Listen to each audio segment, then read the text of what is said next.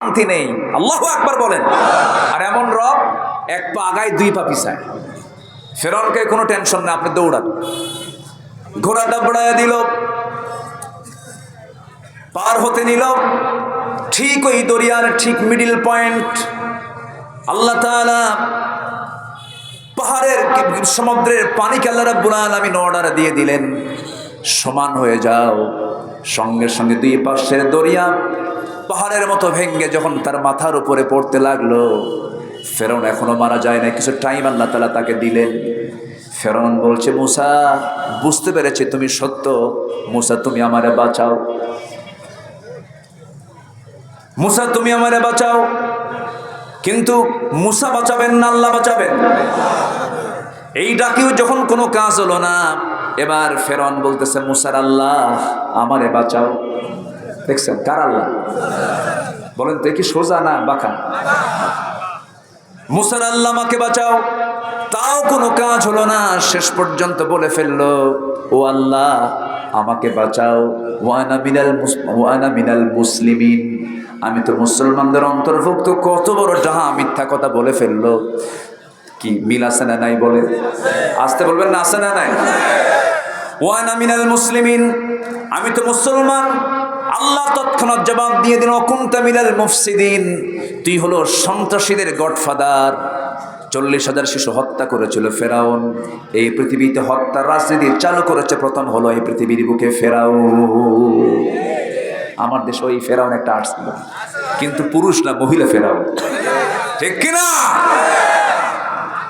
মানুষকে মেরে গণভবনের পেছনে গণকবর দিয়েছে, কোনো ক্ষমা নেই। খুনের বিচার অবশ্যই কোরআনের ভিত্তিতে হওয়া উচিত, ঠিক কিনা? এখন এসপির আমাদের মোবাইলে ফোন দেয়, এসপি, ডিআইজি, ওসি ফোন দিয়ে বলে, হুজুর একটু তাকায়। কি কথা কি বুঝতেছেন? একটু নজর দিয়ে, হ্যাঁ একটু নেক নজর দিয়ে। তোমরা যে বদ নজর দিচ্ছ 17 বছর, আমরা প্রতিশোধ পরায়ণ না, আমরা এতটুকু অনিয়ন্ত্রিত নয়, আমরা হিংস্র নই। কালেমা পড়ো, ভালো করে মুসলমান হও, ঠিক কিনা? আয়না ঘরে ব্যারিস্টার আরমান, আমি চোখের পানি আটকাতে পারিনি। একটা ইয়াং ছেলে, ইয়াং, নতুন বিয়ে করেছে, দুটো বাচ্চা, 2 বছর কোলে আর 4 কি 5 বছর বড় মেয়েটা। এই ছোট্ট বাচ্চা, বাবার ফাঁসির রায় হয়ে গেছে। মীর কাশেম আলী রাহেমাহুল্লাহ এদেশের অসংখ্য ছাত্রদের স্বতন্ত্র শিক্ষা প্রতিষ্ঠান শহীদি কাফেলা, দোরজয় কাফেলা, বাংলাদেশ ইসলামী ছাত্র শিবিরের প্রথম প্রতিষ্ঠাতা সভাপতি মীর কাশেম আলী, তার সুযোগ্য সন্তান একজন জাতির রাহবার ব্যারিস্টার আরমান, তার বাবার পক্ষে কোর্টে আইনি লড়াই লড়তেছিল। সেই লড়াই করতেছে কেন? এটাকে অপরাধ মনে করে তার বাবার ফাঁসির রায়ের আগেই বাড়ি থেকে বের করে ওই আয়না ঘরে নিয়েছে। আজকে 8 বছর। কত বছর? 5ই আগস্ট পর্যন্ত 8 বছর আলো ছাড়া থেকেছে। আলো চোখে দেখে নাই, সূর্যের আলো দেখে নাই, চোখে ছানি পড়েছে, চোখে ছানি পড়ে গেছে। যে লোকটার ওজন ছিল 80 কেজি, তার ওজন হয়ে গেছে মাত্র 35 কেজি। একটা মানুষ বাঁচে কেমন? কত উচ্চ শিক্ষিত একজন এদেশের নাগরিক, সে 8 বছর জানতো না যে তার 8 বছর আগে তার বাবার ফাঁসি দেওয়া হয়েছে। যেদিন আয়না ঘর থেকে তাকে বের করা হয়েছে, সেদিন বলতেছে, ভাইজান আমি সেই দিন জানতে পেরেছি আমার আব্বাকে 8 বছর আগে ফাঁসি দেওয়া হয়েছে। এদের এই আচরণ ফেরাউনকে হার মানায়, এদের এই আচরণ নমরুদকে হার মানিয়ে দিয়েছে। আরেকজন এদেশের সবচেয়ে মজলুম সংগঠন, 17টি বছর সবচেয়ে বেশি দমন পীড়ন নির্যাতনের শিকার হয়েছে যে দল, সেই দলের মজলুম একজন নেতা অধ্যাপক গোলাম আজম রাহিমাহুল্লাহ, তার কলিজার টুকরা সন্তান, এদেশের সেনাবাহিনীর ইতিহাসে সর্বোচ্চ সংখ্যক রেকর্ড নাম্বার যার জীবনে কোনো ফেল নাই। উনি আমাকে বলেছেন কোন অফিসার আমার মতো নাম্বার পায় নাই। আমি ব্রিগেডিয়ার জেনারেল ছিলাম, আমার অপরাধ আমি বাবার পক্ষে কথা বলেছি, আমার দোষ আমি গোলাম আজমের সন্তান। আমাকে ধরে নিয়ে এই আয়না ঘরে রেখেছিল, আয়না ঘরে রেখে শুধু রাখি নাই, খাবার দেয়নি, কুকুরের খাবার তাদের মুখে দিয়েছে, লেগে পচা খাবার পানি দিয়ে ধুয়ে ফেলে সেই খাবারটা মজা করে খেয়েছে। যে খাবারটা 3 দিন যাবত রান্না করা হয়েছে, সেই খাবারটা তাদের কাছে মজা লেগেছে। একজন ব্যারিস্টার, একজন ব্রিগেডিয়ার জেনারেল 8টা বছর এই অন্ধকার প্রকোষ্ঠে, এটা কোনো সেল বলা যাবে না, এটা কোনো জেল বলা যাবে না। তারা বললেন ভাইজান মনে হতো আজকের সন্ধ্যায় যেন আমার জীবনের শেষ সন্ধ্যা, আজকের এই সেজদা যেন আমার জীবনের শেষ সেজদা, হয়তো আগামীর সকাল আমরা আর পাবো না। এরকম করে করে তারা দিনগুলো পার করেছে। ব্রিগেডিয়ার আজমি তিনি বললেন যে আমার এই যে গামছা, আমার এই গামছা, আমার যে পরিমাণ চোখের পানি ঝরেছে এই গামছায়, এই পানিকে যদি ধারণ করা হতো একটা পুষ্করণী, একটা পুকুর হয়ে যেত আমার চোখের পানি দিয়া। আল্লাহ তাদের চোখের পানি বৃথা দেননি। আমরা কিছু স্বস্তির নিঃশ্বাস ফেলতে পারছি, আলহামদুলিল্লাহ বলে, জোরে বলি আলহামদুলিল্লাহ, জোরে বলি আলহামদুলিল্লাহ। সম্পদ কাজে আসে না, ক্ষমতা কাজে আসে না, ঈমান কাজে আসে। আসতে বলবেন না, জোরে বলেন ঠিক কিনা? সম্পদ যদি কাজে আসতো, আজকে সালমান এফ রহমান দরবেশ কই, ওরফে দরবেশ নাকি, সে কি দাড়ি রাখছে না কাটছে? সে দরবেশের ভান ধরেছে, আসল দরবেশের সেনা, শয়তান ওর কাছে ফেল, ঠিক কিনা? চিন্তা করা যায়, মাথার চুল কালো বানায়, মানে সাদা চুল কি বানাইছে কালো, আর দাড়িটা কেটে ফেলে দিয়া সে হইছে হলো মুড়িওয়ালা। কি হয়েছে? মুড়িওয়ালা দেখেন না, মুড়িওয়ালা, তারপরে মুসি। আমি তাদেরকে খাটো করছি না, একটা মানুষের মুখে সুন্নত দাড়ি ছিল, সেই দাড়ি কেটে ফেলে দিয়া মাথার চুল কালো করে পালাতে চেষ্টা করলো, নৌকায় চললো, নৌকা ভিড়ে ভিড়ে আবার সামনেই চলে আসলো, নৌকায় উঠেও কাজ হয় না, ঠিক কিনা? নৌকা থেকে আবার তাদেরকে ধরা হয়েছে। একজনকে ধরছে দরবেশরা আগে ধরছে, কি বলে না, দরবেশ আগে ধরছে হলো আইনমন্ত্রী চোর, এটা তো মুরগি চোর, এই বদমাইশকে আগে ধরছে। ধরার পর একে একে নিয়ে যাচ্ছে কোস্টগার্ড। কামারে একে নেন কেন? দরবেশ তো বসে আছে। কই দরবেশ? ও দাড়ি কাটছে। চিন্তা করেন, পাপী কিন্তু পাপীকে ছাড়ে না, ঠিক কিনা? কিন্তু ইমানদার ইমানদারকে মহব্বত করে। ইমানদার ভাবে আমার জীবন চলে যাক, আমার ইমানদার ভাই বেঁচে থাক, ঠিক কিনা? বিপদের বন্ধু ইমানদার হয়, বিপদের বন্ধু কখনো কাফের হতে পারে না, কাফেরের বন্ধু কাফের হতে পারে না। বিপদের বন্ধু ইমানদারের জন্য ইমানদার হয়, আলহামদুলিল্লাহ বলে। একজন দাড়ি কাটলো আর আরেকজন বাঁচার জন্য দাড়ি রাখলো, সিলেটে গিয়ে ধরা খাইল। সিলেটবাসীকে ধন্যবাদ জানাই, এই প্রযুক্তির কল্যাণে সিলেটের কাছে আমার আলোচনা চলে যাবে। সিলেটবাসী একটা কাজ করছে, বিসি আউট, কি ঠিক বোঝেন নাই? ও নিজে বলে বুক ফুলে আমি সাইদির ফাঁসির রায় দিয়েছি, সে নিজে বলে, অথচ সেই অসভ্য বেয়াদব উগ্র মেজাজি বদ মেজাজি শামসুর রহমান মানিক, সে বাঁচার জন্য ঘুষ দিয়া ৬০-৭০ লাখ টাকা হাতে নিয়া সে দেশ থেকে পালাতে চেয়েছিল, সুরতটা ধারণ করেছিল দাড়ি রেখে। একজন পালাতে চাইলো কি দাড়ি কেটে, আরেকজন দাড়ি রেখে। একজন হলো প্রধানমন্ত্রীর রাজনৈতিক উপদেষ্টা, অর্থনৈতিক উপদেষ্টা, আর আরেকজন হলো এদেশের সুপ্রিম কোর্ট, হাইকোর্টের একজন বিচারপতি। ইতিহাস থেকে শিক্ষা নাও, ঠিক কিনা? তাহলে ক্ষমতা এবং অর্থ কোনো কাজে আসে? আসতে বলবেন আসে? আসে কি? ঈমান বলেন আসে কি? বলেন আরে আসে কি? বলেন। অতএব যারা এখন ঈমান আনেন নাই, ভালো করে ঈমান আনেন, কালেমা পড়ে মুসলমান হন। যারা ইসলামকে না মেনে দুনিয়ার কোনো দল করবে, তাদের ঈমান আনা হয়নি এখনো। আমি কি ভুল বলতেছি? ঈমান ভালো করে আনতে, ইয়া আইয়ুহাল্লাযীনা আমানু আমিনু, ভালো করে ঈমান আনো। এই ওঠে কে? এই যে ধরেন তো, ওনাকে ধরেন, ধরেন, বসেন। না না, পেশাব টেশাব কিছু না এখানে। কিসের গরমের দিন না? আচ্ছা ঠিক আছে। কষ্ট হচ্ছে নাকি আপনাদের? আমি জেনে জয়পুরহাটের মানুষ ভদ্র, শান্তশিষ্ট, আমরা দোয়া করে যাব। আমি কি চাই আপনাদের কোনো একটা দুর্নাম দেখে, একটা খারাপ জিনিস দেখে আমি বিদায় হই?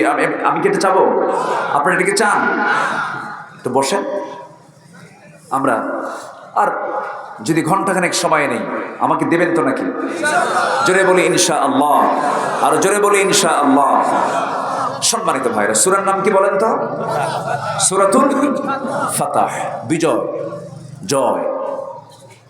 ইসলামের জয় হয়েছে কিনা বলেন?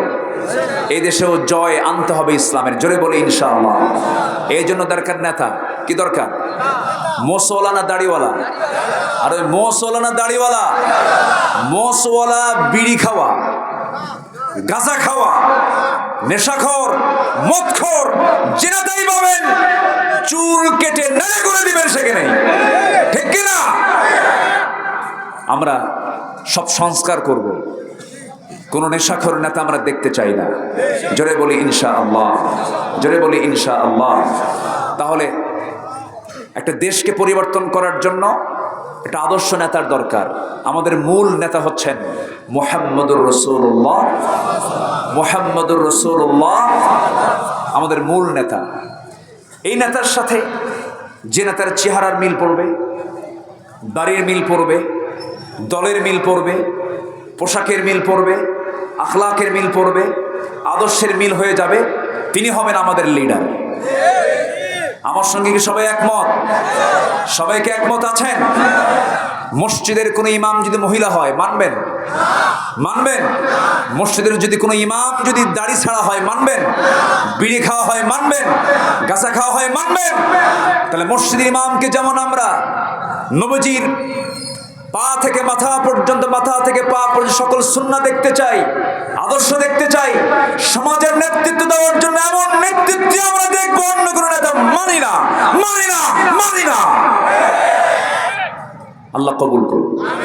তাহলে আমাদের মূল নেতা হচ্ছেন একজন, তিনি হচ্ছেন মুহাম্মদুর রাসূলুল্লাহ সাল্লাল্লাহু আলাইহি ওয়াসাল্লাম।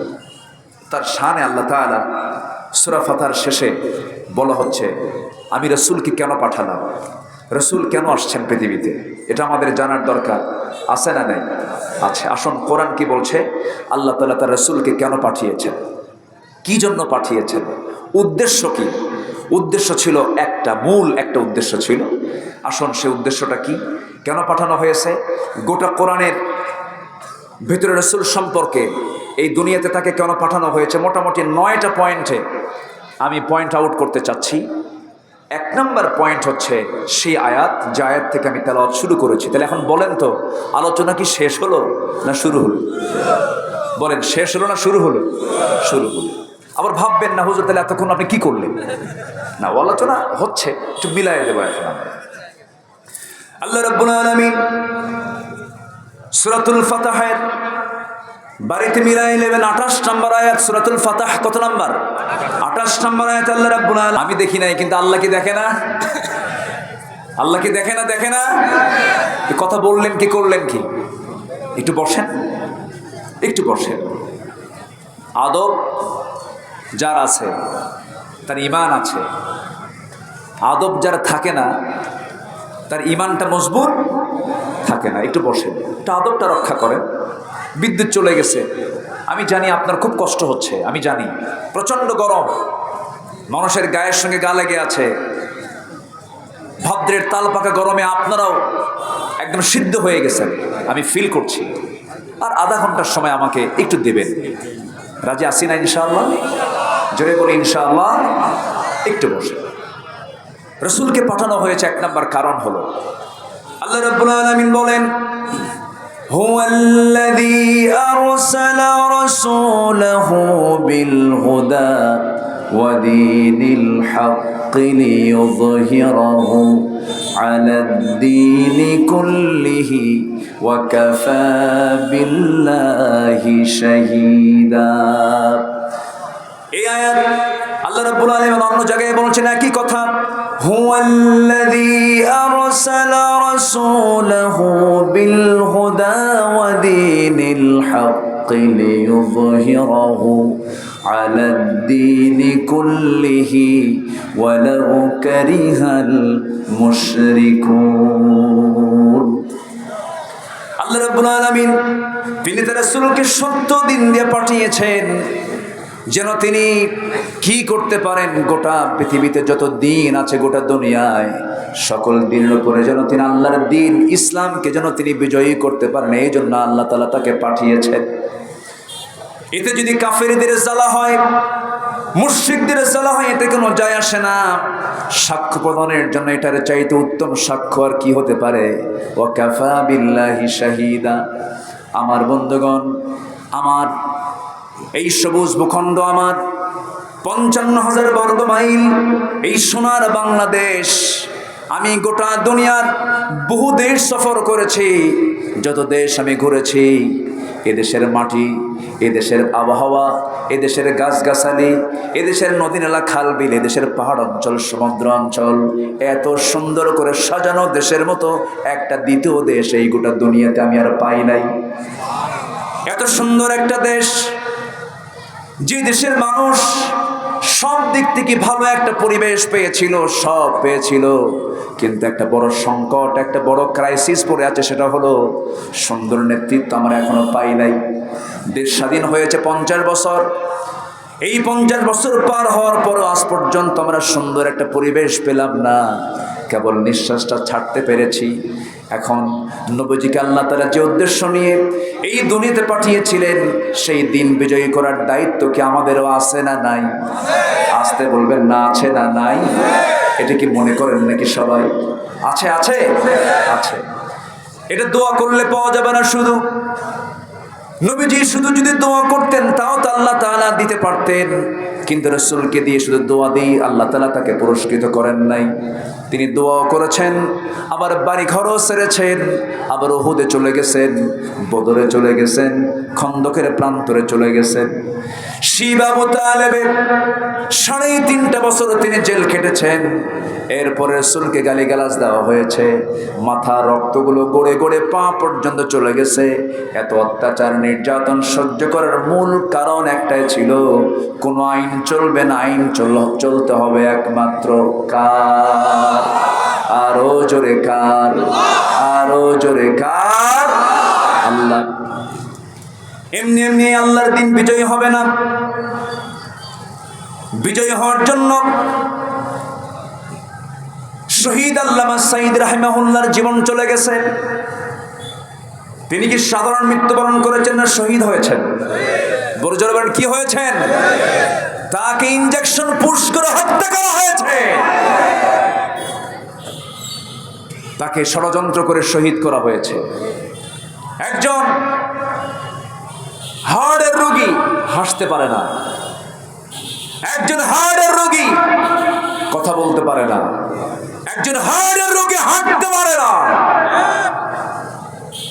নিজের স্বচক্ষে দেখেছি, স্বচক্ষে অবলোকন করেছি।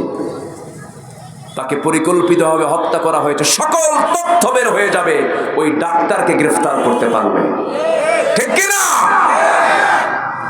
সকল তথ্য বের হবে। জোরে বলি ইনশাআল্লাহ, আর জোরে বলি ইনশাআল্লাহ। তিনি জীবন দিয়েছেন।